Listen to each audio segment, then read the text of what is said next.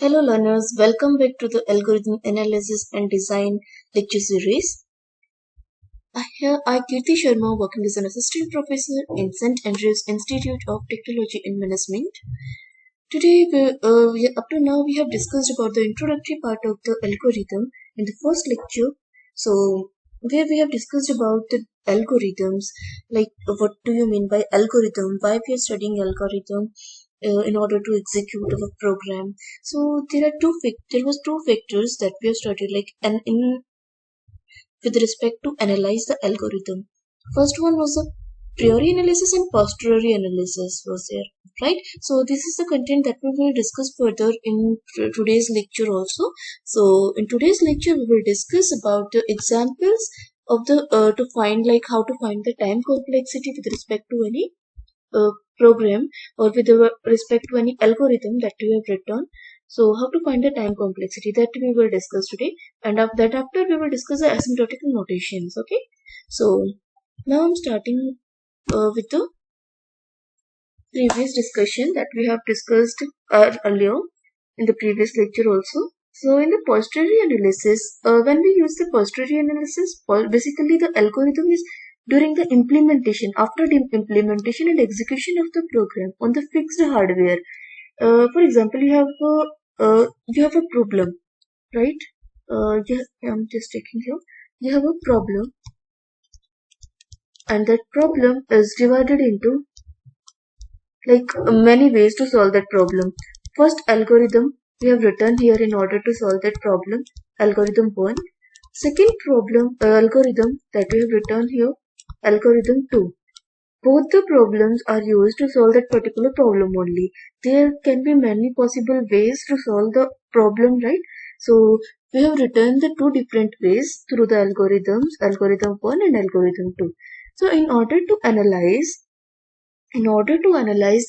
that about the posteriori analysis, after writing these algorithms, you have implement them and then execute them, program on the fixed hardware and software. All the algorithm will execute, all the algorithm after transforming it into the programming code, you have to execute those program with respect to those algorithm on the same hardware and same software.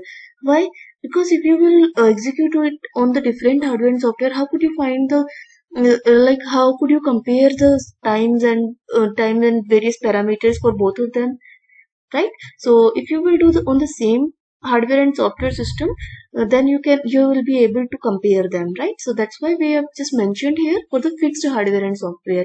So after analysis, like after execution of the algorithm, you have to take care, like which algorithm will take the less time to execute.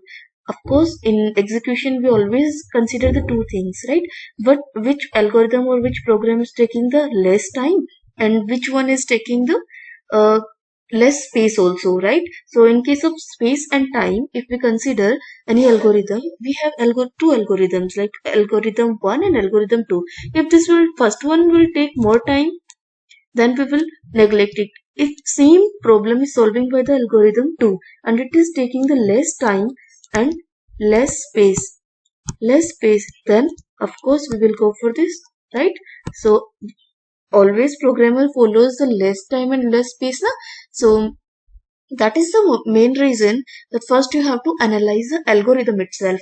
Mainly we ignore the posteriori algorithm because after the completion of the execution implementation, if you are doing something else like that, it is very bad to do this, right? If you are doing this kind of analysis before the implementation part, then it will be helpful in order to make it efficient, like in future you where you can reduce the time execution, and how could you improve your algorithm. There is a chance, right? If you are doing it later, then there is no any chance, even though cost will affect you a lot, right? So always prefer the priori analysis. Okay, so in the priori analysis we have to analyze the operations or the size of the inputs for a specific algorithm that you have used, right? For example, we have already taken algorithm 1 and 2 we have taken, then come after the uh, algorithm analysis, you have to compare there the rate at which the equation grows. What it's mean here, in the priori algorithm, you have to work on the equations itself. Why is it so? Equations. So in the Prairie algorithm, yes, I'm just clearing it out.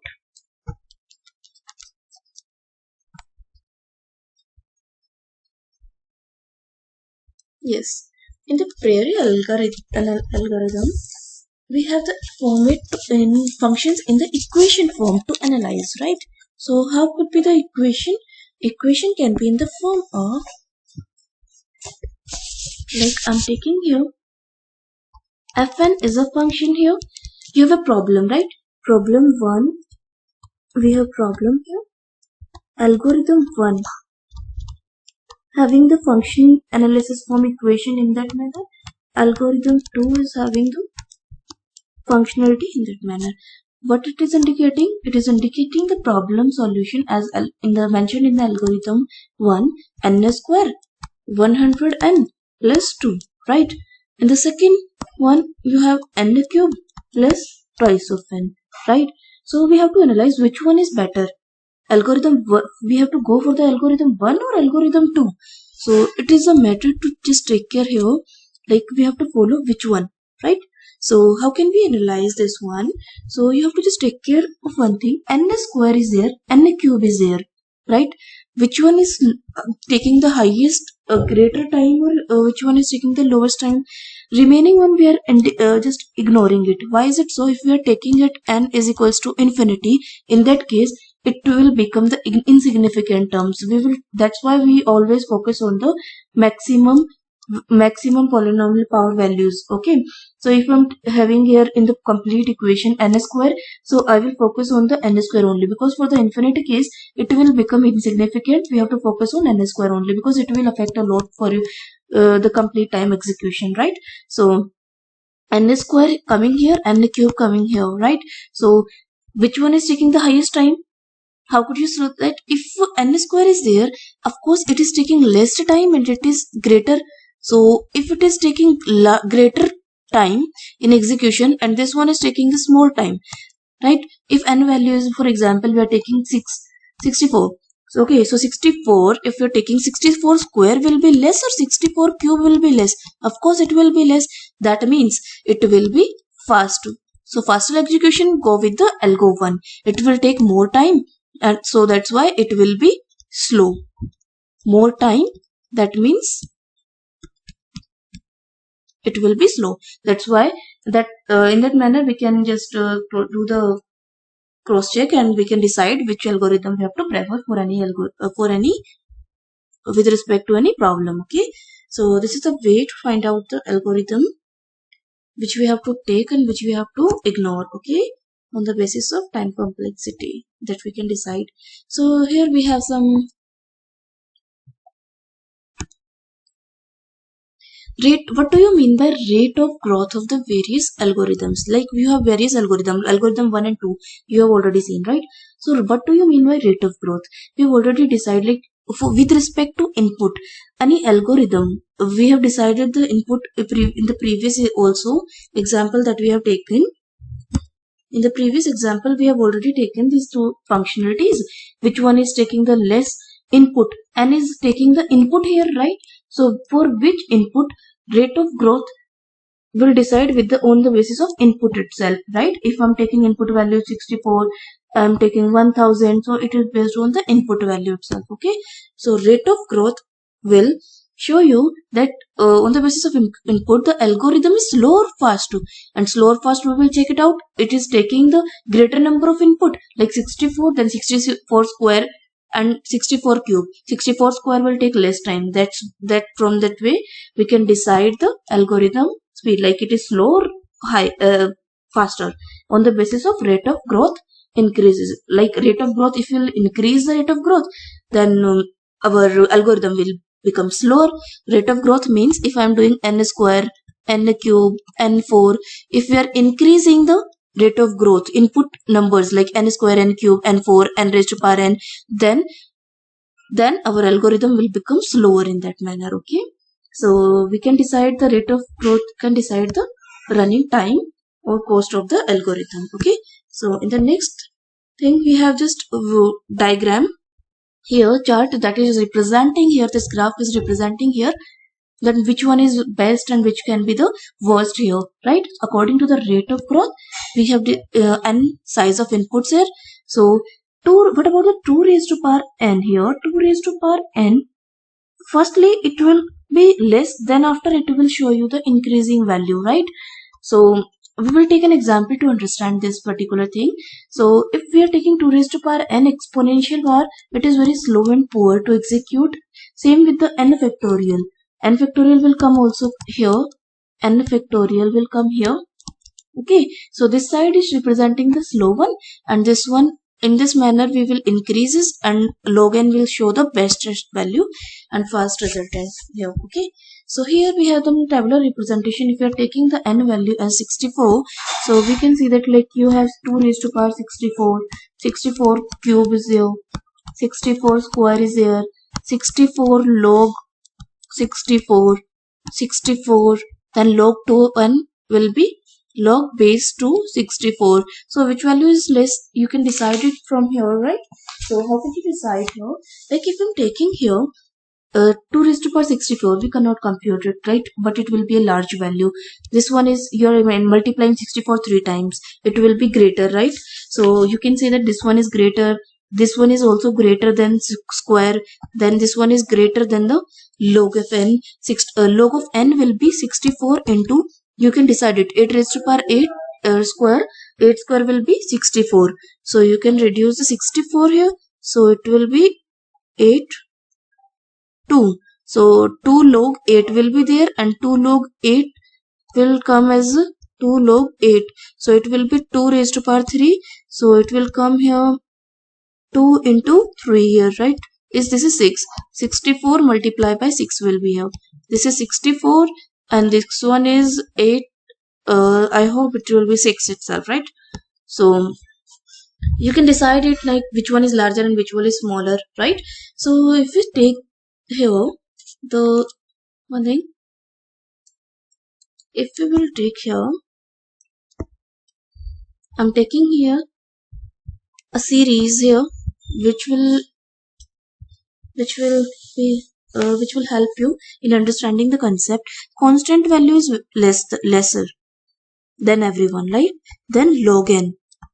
Then after there is this is a series that you can follow to find out the further.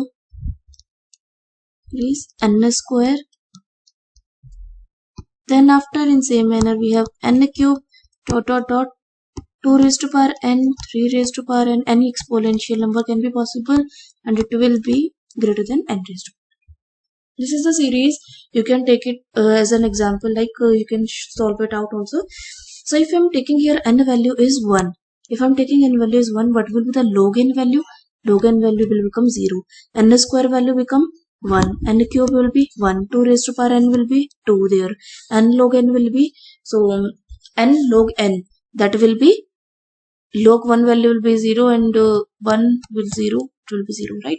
So if log n is 0 and n log n will be 0 itself, right? So for 1 it is the case. If I'm taking it for n value 2, what it will be? If I'm taking it for n value 2, right? So I'm taking a blank space here to make you clear about it. So if I'm taking n value 1, so what was the value of the log n and 2 raised to power n and n square? I'm taking this theory only. Log n was 0, 2 raised to power n is this, n square will be 1.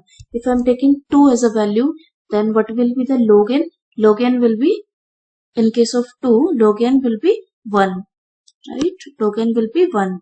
Then 1 into 2 is there, 2 will be there. 2 square 4, 2 cube 8. So log n, here I'm also writing 2 raised to power n will be, 2 raised to power 2 will be 4, and this one will be n square 4. We are seeing here these both values are same up to now. If I'm taking this value as 4, what it will be? And log n will be, for the, it will be 2, then 2 raised to power n will be, for the 4 value, for the 4 value of n, it will become 16, 2 raised to power 4 is 16 and 4 raised to power 2 is 16 itself. Now it's also same. If I'm considering it like a 16, I'm taking here n value, then what it will be? Log n value will become 3, then 2 raised to power n, 2 raised to power 16, 2 raised to power 16, what it will be?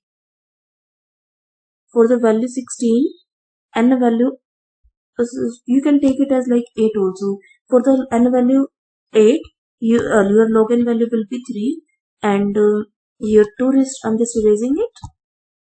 For value 8, your log n value will be 3, and 2 raised to power n, 2 raised to power 8 will be 256, and 8 square will be 64. Now see, instantly this value varies a lot, right?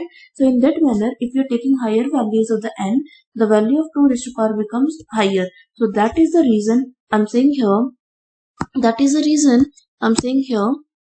2 raised to power n, 2 raised to power n is having highest value here, right? So that's why I've represented that series also that I've mentioned here. So you just focus on the series in order to get this clarity, okay? So next what we have after this comparison, now you will be able to solve it out, right? I'm taking examples to make the things clear. So with respect to find the time complexity, I'm taking here examples, right? So for just wait, hold on.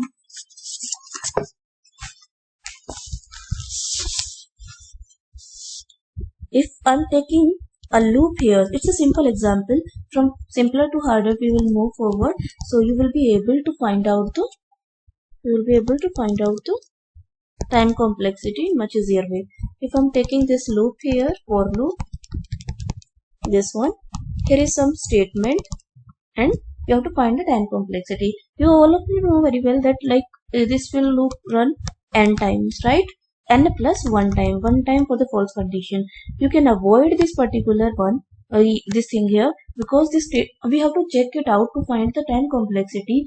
Number of statements, like how many times a number of statement is executing in any program. It will tell you the time complexity of the program, right? So this particular statement will run n number of times. That's why we can say order of n time is a time complexity. Order of and all, you just don't care about it. We will just study in the asymptotic notation. That is the next topic itself. So right now I'm just assigning here order of n here, okay?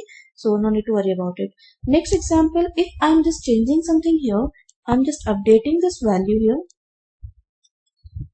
I'm just saying I equals to n and I should be greater than equals to 0, and I'm just decrementing here in I. So of course it will remain same, n plus 1 time it will check the condition.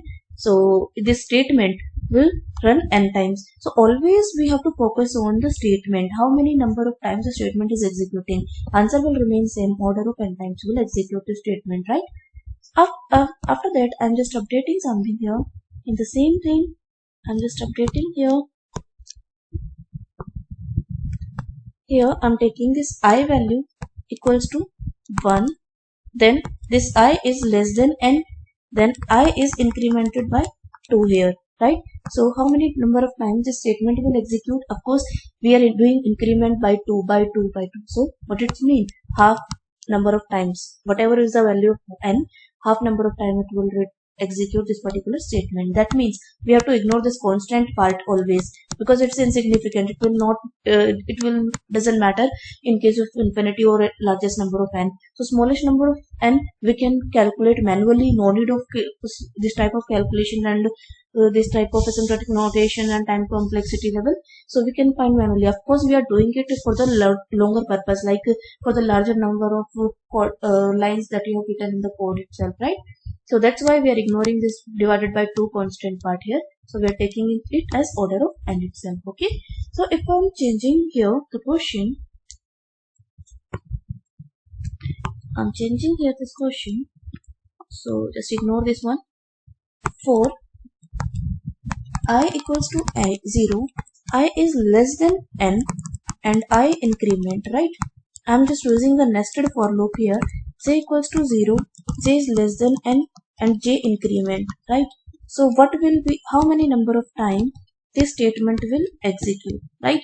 Of course n times this loop will execute. Of course this one is inside that loop all itself, it will also run n times, and this one statement will run n times, right? If you will enter in that loop, then how much time it will execute? Of course n more times, n times for previous one, n times for this one. This statement will run n times for previous one, n times for this one. So total number of amount of time this execution will go, like number of statements. We will consider these statements. How many number of times the statement will run? Of course, order of n square times it will run, right? I hope it is clear to all, right? I'm just changing this question. In the same question, I'm just updating here.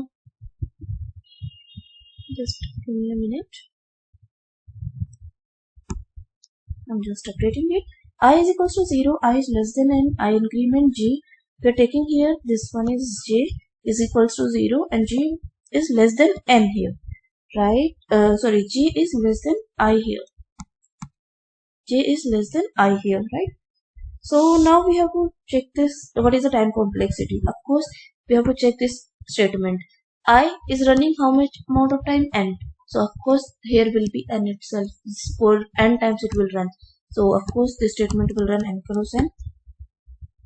It will show you, just to do the cross check here, it will run,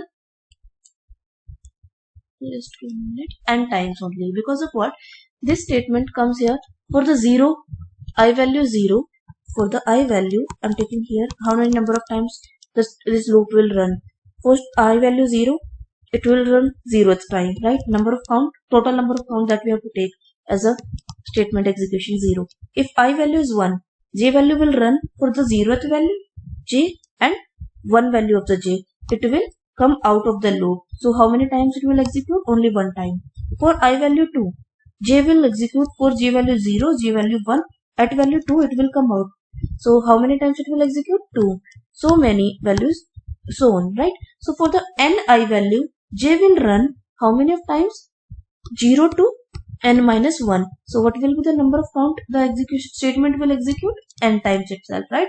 We are checking it out. Whatever the number of I, that much amount of time that statement is executing, that means n. So just make sure this order of n will be the time complexity. So in that type of questions, you have to just take care about it. Don't make mistake. Okay. So in the next question, what we have here, in the next question, if we have, like you already know about it, like if I'm taking 1 plus 2 plus 3 up to 4 plus n up to n. So what is the formula? N into n plus 1 divided by 2. So what will be the order here? N square. If you will multiply this thing with this highest number, you will get n square. So wherever you got the situation, then directly mention the n square is a time complexity. Okay. So in the next question, we have the p value equals to 0. 4 is a loop. I equals to 0. And condition is for p. It should be less than equals to n, and I increment is there. P equals to p plus I is there, right? This is a statement. So you have to tell me the time complexity. To consider this statement will execute single time, right? This one n times, right? And how can we, for the complicated programs, how can we check? Directly don't mention it, okay? So I know about it, I have experience, I have practiced a lot, so directly I'm mentioning it here. You have to check it out by step. How could you check? Take the variables here, I and p. For the I value 1, what could be the p value here for the first time if you are taking it? For 0th value, it will check and come out. It will be the p itself. For the I value is 1, it will be 0 plus 1, 1. For I value 2, it will be 0, 1 plus 2, 3. For I value 3, 1 plus 2 plus 3. And so on. For k value, I'm taking here k because n is already mentioned here. I'm taking it k here. So you will not get confused about it. 2, 3 up to k. So we have already I've already told you that this kind of equation you can write it as like k into k plus 1 divided by 2. And it will become k square from here, right? So I'm just assuming it over here. I'm just erasing it. What I'm assuming it over here, like assume when your condition will get false here, assume if p is greater than n, for that condition it will become false. So I'm writing here the p values, whatever I got from here, right? K divided by k plus 1 divided by 2, it should be greater than n. So you can write it as like that. Ignore constants, k square is greater than n. So you can rewrite it as like k is root n. So what you can conclude from here? In form of n, you can find the time complexity for this particular program. So what is the time complexity for this particular program? The time complexity is order of root n. So make sure you no need to confuse. Okay. So assume the false condition, put the value whatever you got by the assumptions that you have taken, then write it with compare it with the n value, and whatever you got, it will be the complexity. I hope it's clear to all. So I'm taking here next example to make it more clear to you. Okay.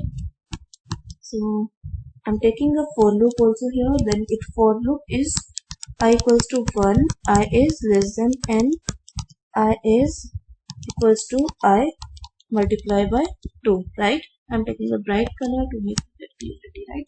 Statement will be there. Then how many times this will execute? It's very simple. I value I'm taking here. For I value 1, it will show you the like I 1 cross 1 will be there. For I value 2, it will come here 2 into 2, 2 square, then it will come here 2 square into 2, 2 cube, up to 2 raised to power k. So we get 2 raised to power k here, right? So we have to assume the false condition here. Assume on which I value got false, I will be greater than equals to n. Then I'm just putting the value of I here, 2 raised to power k here, because we know that I equals to 2 raised to power k from this execution, right? So 2 raised to power k will be greater than equals to n. Now you can just equalize on both of the sides, like you can write k equals to, after equating both, log n base 2 will be there. So you can write directly here log 2n is the time complexity of this program. I hope it is clear to all, right? So now I'm taking the next example also. One by one I was trying to make you look like it's very easy to calculate these things. Okay. So I hope it is clear to all of you, right? So you can do it yourself and you can do the practice for the same. So now I'm moving ahead for the asymptotical notations. Okay. So next is asymptotical notations here. So what about the asymptotic notation? Asymptotic notations are used basically to represent the complexity of an algorithm, right? So in the form you can analyze the runtime performance of the algorithm by using asymptotic notation. In the previous examples, we have already seen that we have used like order of n, order of log n. This is known as big O notation. This is a type of asymptotic notation itself, right? So we will study each and every asymptotic notation one by one. So asymptotic notations is used to represent the complexity of an algorithm, and its main purpose to analyze the complexity at runtime. And we have the it always tells you the approximate running time of an algorithm, because it's a before implementation part, right? So you are analyzing the runtime before implementing the program, right? So it's an approximate time will be there, running time will be there. It may exceed or it may reduce. Okay, so it's a roundabout approximate time that is provided by the asymptotic notations. Okay, so there are the three types of the asymptotic notation. Before then, we have just categorized it into the three types, right? So those three types are we will study in the next after that only. So we categorized all these three types comes under these three subtopics, like best case, average case, and worst case. In our daily life, we always use this type of term, best, average, and worst. Like if any execution takes minimum amount of time required, so you can say it's a best case. If it is taking maximum amount of time, that will be the worst case. If you have the n number of elements, I'm taking an example, right? You have to search for the 100, right? Like 1000. If you're searching for the 100, it will come somewhere, right? If you are that will be the average case. If you are going to this side, if you're searching one only, then you will get here it first only. This is the best case. You got the number searching that you are searching, you are getting it at the first comparison only. That's why it is known as the best case. If you're getting like 100, you have taken in the middle or somewhere like 500, so it will be the average case. You have to come from left to right and or right to left to find this particular number, right? So worst case, if you are searching a number and it is on that is the last number of the particular series, so in that manner You can say it's the worst case in finding out in searching that element value, right? So these are the three ways. So in order to get the asymptotical types, there are three types of the asymptotical notations. First one is big O notation, omega notation and theta notation. We have already studied about the big O notation. This is big O. Big omega is represented by this symbol and theta notation is this one. Okay. There are also two notations of also small omega and small o notation. Small o and small omega notation, which is represented like small o with a smaller o size, and omega is this one is smaller omega. Theta can't say small theta because theta is a combination of both of them itself, right? So you cannot say theta is small theta or big theta. Okay, so that's why I've already not mentioned here it's a big theta or small theta. Theta is theta notation itself, right? So in the here we have some like big O notations. So big O notations is a kind of upper bound. We always say big O notation as a upper bound because why upper bound? I have already told you, like it is a big O notation is showing that fn is any function, gn is any function. We have already discussed about fn and gn functions, right? So if fn values is less than equals to cgn, here c is any constant value, right? cgn, then you can see that it's a big O notation. Whatever you have got the time complexity of fn, it must be less than equals to of gn. So it will be, now you can represent this time complexity like big O n. Okay, if same thing, if we are doing here for the big omega, omega will tell you the lower bound.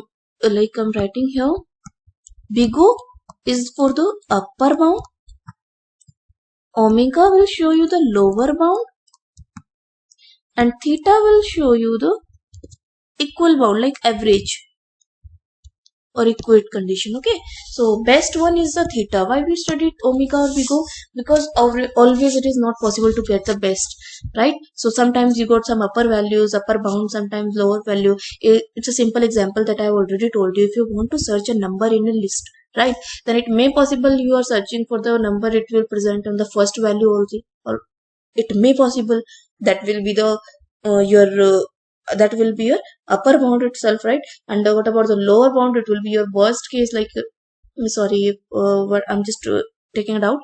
Upper bound, and it will be omega, it will show you like last one is the worst case, it will be, and average case will be there, right? So big O, theta and omega, we will compare these things in case of best, worst and average in the next lecture onwards. Okay, so don't worry about it. Now you have to just study about the definition itself, like what is the big O, omega and theta. Next lecture we will do the questions also, and we will just come to know like how can we use these kind of things in best, average and worst case. Okay, so this is about the theta notation. Theta is the combination of big O and omega itself. Okay, so in today's lecture our target was to give you introduction, like practice question for my target was to give the practice question to you regarding to find the time complexity, and introductory part for the asymptotical notations. So thank you, have a nice day. In next lecture we will discuss the example and questions for the asymptotic notations. So thank you again and have a nice day. Stay tuned with the lecture series.